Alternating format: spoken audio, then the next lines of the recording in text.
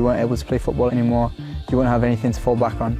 I always enjoyed being away from home and just kind of wanting to adventure a little bit more. It was perfect for me, really.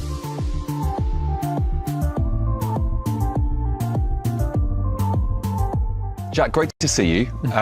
First things first, 532 days since you last ran out at Ellen Road in front of a full house, crowd rocking. Just give us an insight into how that felt on Saturday. The atmosphere was incredible. It was so weird playing in front of fans again, and the stadium was rocking as well. The fans brought a lot of energy, and yeah, I think we've been missing that for a while in football now. Did it take you by surprise still, that energy, that power that Ellen Road can generate? Did it take you back a bit? Yeah, definitely. I think I first noticed it when we walked out, and you see the banners flying and the people chanting, and you realise how much you'd missed it. Playing a whole year without any fans, and then just going straight back into it, with a full stadium. It was ecstatic, really. So, Jack, this is all about getting to know you and your story. We'll come back to Leeds and the here and now a bit later. But first, can you take us all the way back and just try and remember how the football connection started when you first kicked a ball?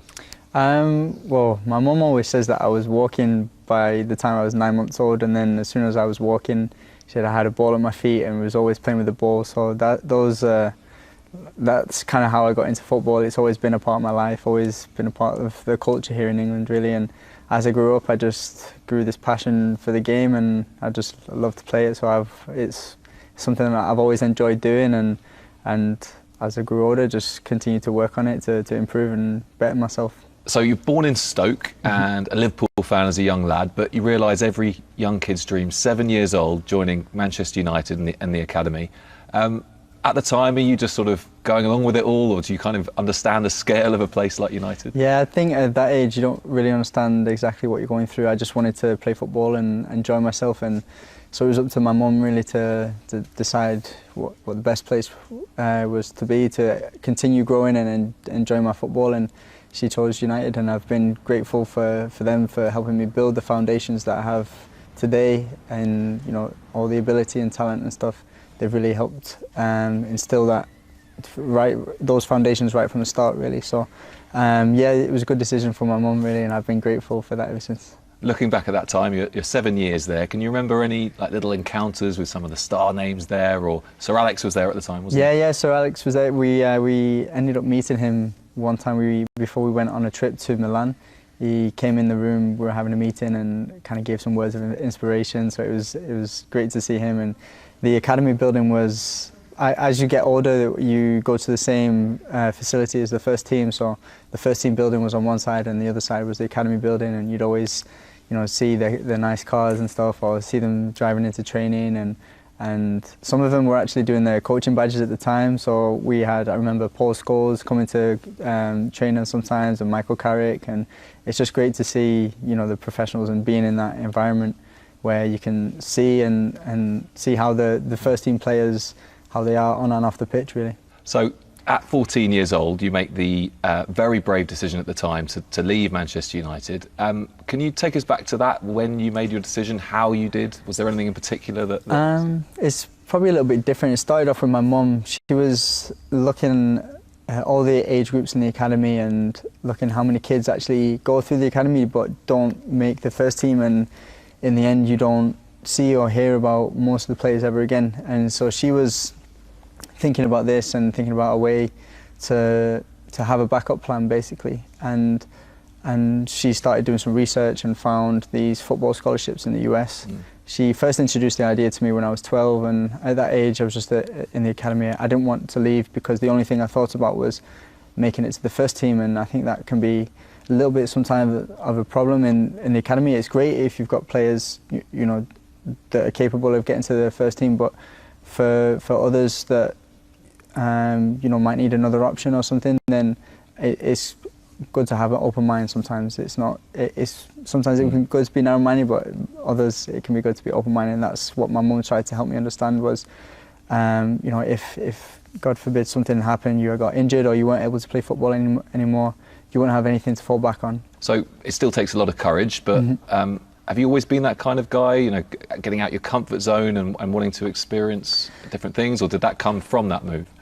I think it's probably a mix of the two. I've always been kind of independent. Even growing up here in England, I'd have to catch the train into Manchester and walk around Manchester to my mum's offices before going to training. And yeah, I think kind of embracing that attitude of being away from home. I always enjoyed being away from home, and just kind of wanting to adventure a little bit more. It was perfect for me, really.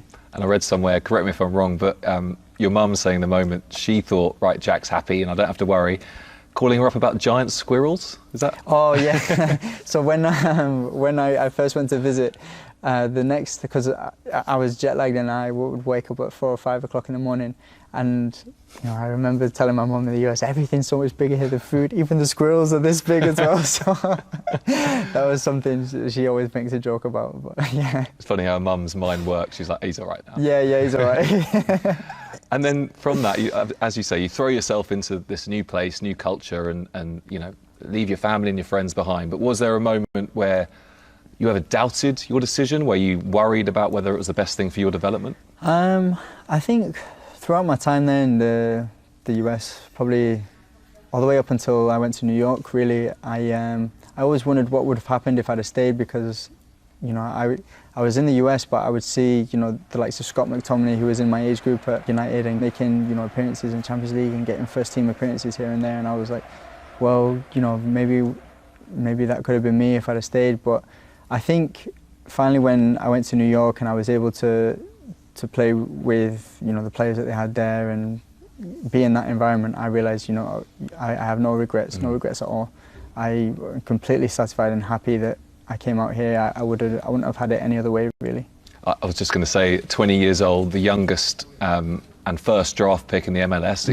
Obviously it's not the Premier League, but for you, was that almost vindication there and then for you at the time? Yeah, a little bit. I think even because Scott actually reached out to me at the time, because I think they'd shown it on Sky Sports here or something, and he'd seen it on the news, and he reached out and messaged me and just kind of congratulated me, and I was like, wow, like, if Scott's here playing for Man United in the first team and he's seeing that and he's reached out to me to congratulate me, then I'm doing something right. So that was kind of helpful for me in the moment, just to realise everything's all right, I'm in a good position and I can continue working from here. And I've also gained all of these other experiences that no one here can say that they've had. So I've been really grateful, well, again, to my mum for providing that opportunity and kind of opening the doors for me to step through and take advantage of it. A lot of 20-year-olds would like to live in New York City as well.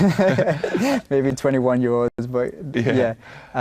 No, it was a dream for me. The New York kind of took me in with open arms, really. The fans, the club, my teammates there, and it was a place for me to learn and grow. And it was the perfect opportunity for me. And let's talk about some of those teammates. David Villa, Frank Lampard, Patrick Vieira as your manager, Andrea Pirlo. I mean, can you just give us one little snippet from any of your experiences with those players as a young lad? Did it feel like a natural progression for you? Were you just looking at these guys thinking, wow? Or? Yeah, I think I had that impression as soon as I went there. I think if I could have picked any team from the draft to go to, it would have been New York, just for that reason. Basically, the quality of the players there, being coached by Patrick Vieira as well. It just seemed like the perfect environment for me to continue my development and just to progress even further and try and get. I always wanted to get back to the Premier League and back to England, and the best way I saw that happening was going to New York to help develop even more. And each one of these players was just incredible. I was injured for the first 3-4 months whilst I was there, so all I could do was just watch them in training, and just watching them in training, how they conduct themselves on the pitch and off the pitch as well, taking care of the body, and just the whole professionalism of each one of them was something that I'd never really seen before. I knew it was important, but I'd never seen in person, and that was something that I've tried to implement in what I do every day now. Because of how I saw them guys at first. And on top of all of that, with working with Patrick Vieira, he specifically went out to get me in the draft and expressed that he wanted me on his team, and just that feeling of being valued by, you know, someone who's, you know, been at the top of the Premier League, who was an Arsenal legend, and him expressing that he wanted me on his team. It was really encouraging for me. So you mentioned that coming back to England was always the plan, but you had some offers, didn't you? And was it in your mind that none of them were quite right? Can you give us an idea of who came in for you and why you didn't leave earlier?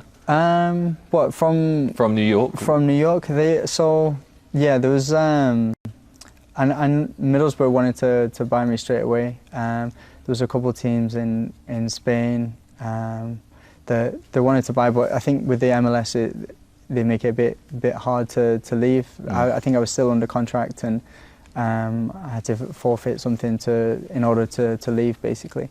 And the easiest way, and I think the best way that, you know, I would be able to come back to the Premier League, have the best chance to develop and continue growing, was through Manchester City. Obviously New York having that affiliation with Man City, so that transition was made really easy, and I went straight on loan to Middlesbrough.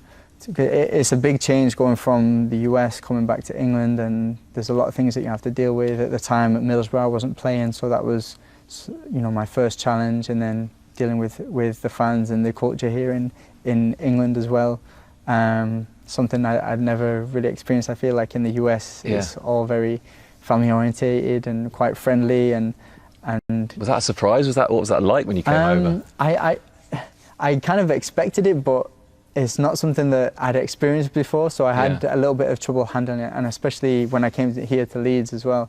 The fans are so passionate, and they can be quite ruthless, you know, with players. They're not afraid to tell you if you're playing bad at all. So there was a couple of times when I first came here where I wasn't having my best of performances, and they definitely let me know about it. It's a different culture though, isn't it? Yeah, exactly. But I think without that you don't get the same atmosphere at games, and you know, you see the passion every time you go to the stadium. So it's incredible when, you know, they are on your side. I think when they're not, then you have to do something about it. It's been an incredible journey. It's been tough and demanding, but I think that's when the environment is like that, that's how you get the best out of your players.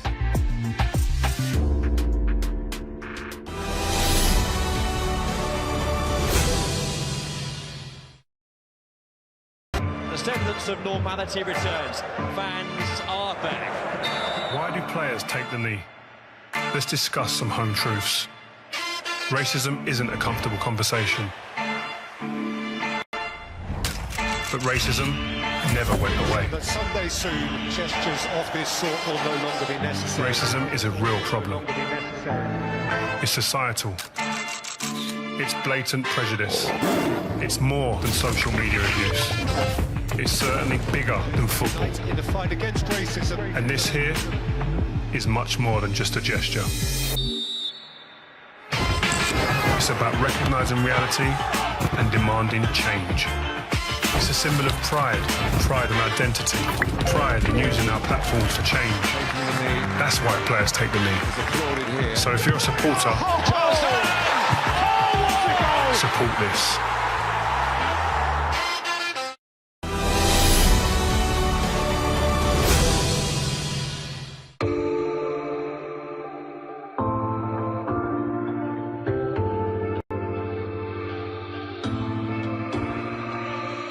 In the same way that we talked about Manchester United earlier and the scale of that club, did it take you a while to truly understand, you know, the power of Leeds and how much it means to the city as well? Yeah, definitely. I think I never really fully understood what it meant to everyone associated with Leeds until we got promoted. I knew after, you know, playing 2 years, I knew what it meant to fans, and fans would come on the weekend and, you know, they cheer and do, you know, make a lot of noise in the stadium. But I think after we got promoted, just seeing some of the scenes outside the stadium and seeing the people's faces affiliated with the club, hire some of the staff, some of the backroom staff that you don't really see, but just seeing how much it meant to them just to get promoted, that was something that really hit me hard. And was there a turning point for you, Jack, where, you know, it clicked for you a little bit, and you know, we all know it could be one game or even a big tackle or a goal where you thought, right, I feel more at home here?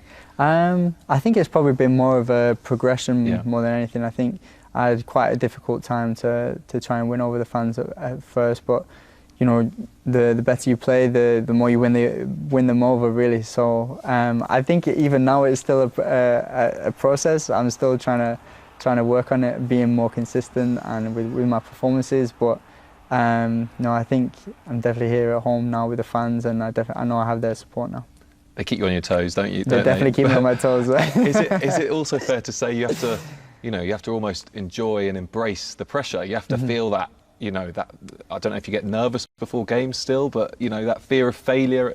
Yeah, I mean, to be honest, I've not really been a player that ever really gets nervous before games. I don't know. I've always been kind of more excited than anything, and when you step out in front of Ellen Road and you see, the fans and you hear the atmosphere, it really gives you that energy and that sense of excitement, really. And it's not really been like out at a certain moment, but it's over a period of time. I think you start to appreciate more and kind of embrace that pressure a little bit more and kind of use it in your favour, I guess. And that progression and that journey over the last 3 years has come all under the manager. So can you try and give us an idea about how he's improved you as a player and also as a person too, because obviously you're still in your development in that regard as well? Yeah, I think he's a manager that is, he concentrates so much on the detail of football, and it can be something as simple as passing the ball with maybe this type of spin instead of this type of spin. And so when we're doing drills and stuff, the amount of detail that he goes into what he wants is incredible, really. And I think that's why he has a lot of appreciation from other managers, because it's so hard to be like that with every aspect of football. There's so many things that you can think about and associate things within football, but he manages to do everything. But yeah, I'm in the fittest shape of my life here as well, I think. Triple sessions, that'll do that. Yeah, there's triple sessions, the murder ball sessions, I'm sure you know about those as well. So it's been an incredible journey. It's been tough and demanding, but I think that's when the environment is like that, that's how you get the best out of your players. You seem like someone who enjoys personal relationships, whether it's your colleague, I shouldn't say colleagues, are teammates, aren't they? But did that take some getting used to? Because I knew you were really close to Patrick, and he's a very personable manager, but there's no secret that Marcelo likes to keep his distance. Was that a challenge for you, at least initially? Yeah, I think so. I think going from New York, where I could walk into Patrick's office and I used to go over individual clips with him as well and ask him questions, and he would do his best to help me understand certain aspects of the game where I was lacking or where I could improve as well. And so when I tried to do that, when I first arrived here, I tried to ask questions. It didn't go so well, and it almost came off as if I didn't understand what Marcelo wants, and that I think there was a little confusion, especially with the language barrier. It can be tough at times. But I think as time goes on, I understood what he wanted from me, and I think we had this mutual respect and mutual understanding of what we wanted from each other, basically. And yeah, we've been doing it ever since, and it's been working. Obviously got us to this point now, and it's been great. Yeah, and this point now, everyone knows what Leeds are all about, and you're well established after last season. But I want to take you back to the very first game.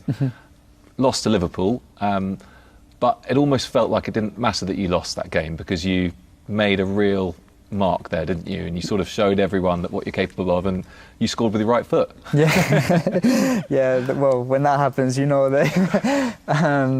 No, it was good. I think, like you said, it was we'd lost, but it didn't really feel like a loss, because there'd been a lot of talk about how we play and Marcelo's style of playing, and how it wasn't going to work in the Premier League. And for us to go there and make such a big impact, not only at Liverpool, but upon the rest of the league, having this impression and almost being surprised by how well we were able to play. And not only that, but scoring 3 goals on the previous champions of the league. It was a huge step for us, and like you said, it was a loss, but it didn't feel like a loss because of our performance, and I think that really helped us carry us through the year really. I was being a bit harsh. What a goal from you and Anfield, Yeah, the club you obviously supported. How special was that for you? it was an amazing experience. You didn't really know how to celebrate by the looks of it. No, I didn't. I'm usually like that though. I don't really know how to celebrate, and everyone always tells me you need to do a celebrate, you need to do something. But when I score, I don't really think about anything, and it's just happy the fact that I scored really.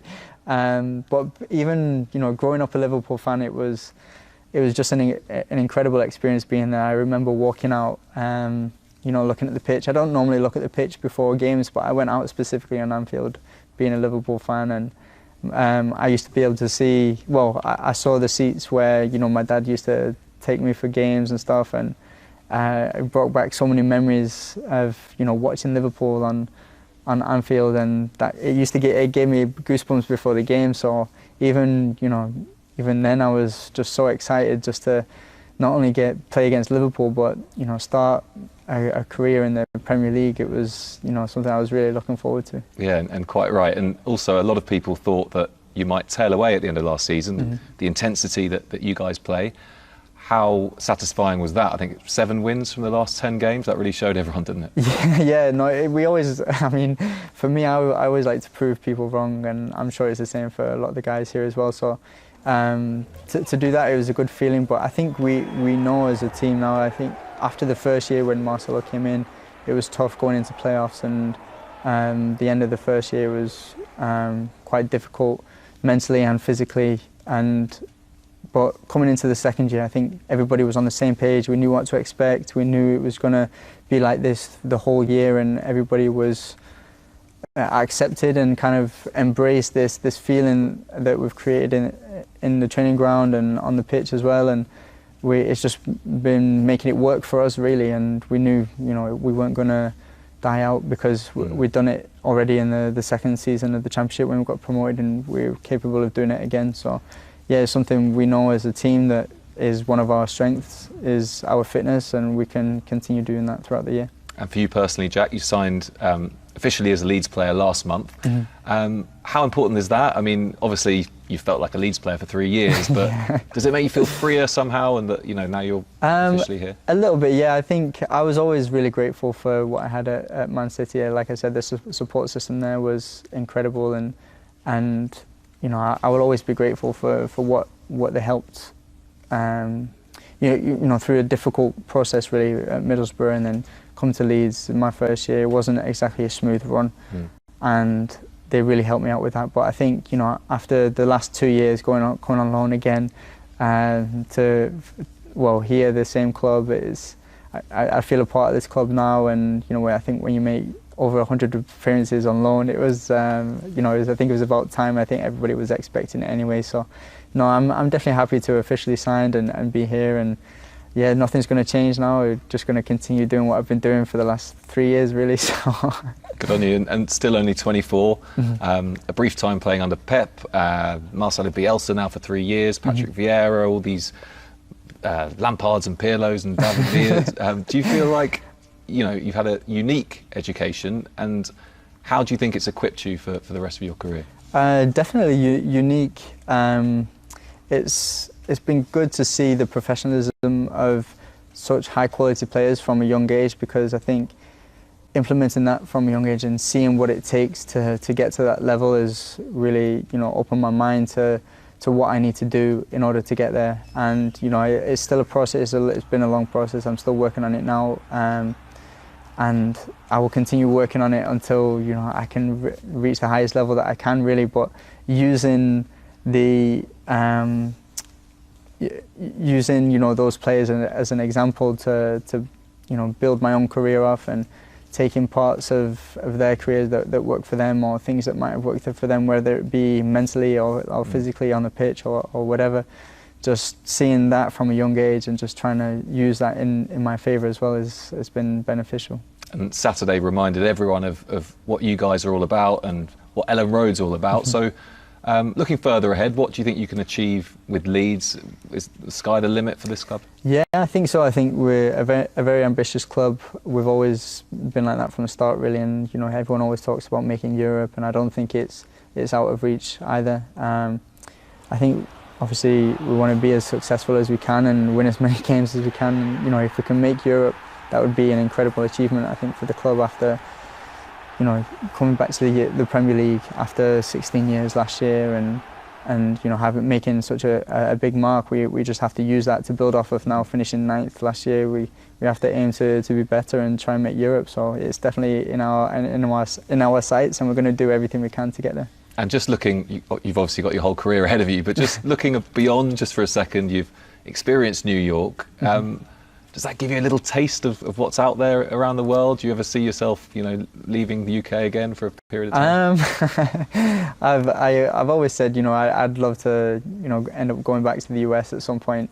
But yeah, it's I had such a great time in the US. They, you know, being there from the age of 14 until, you know, the age of 20. You know, it was. I learned so much there, and it almost feels like home being in the US as well. So I have a lot of friends, a lot of, you know, close friends that I have there still, and it's something that I've always said, you know, I'd like to be back in the US at some point. But yeah, I mean, as of right now, I'm in the Premier League. It's, you know, something that I've always worked towards my entire life, and I'm trying to make the most out of it here now and just doing the best I can, and then we'll see what happens from there. Well, plenty of chapters left to write in the Jack Harrison story. We look forward to seeing what's next. Thank you very much. Thank you.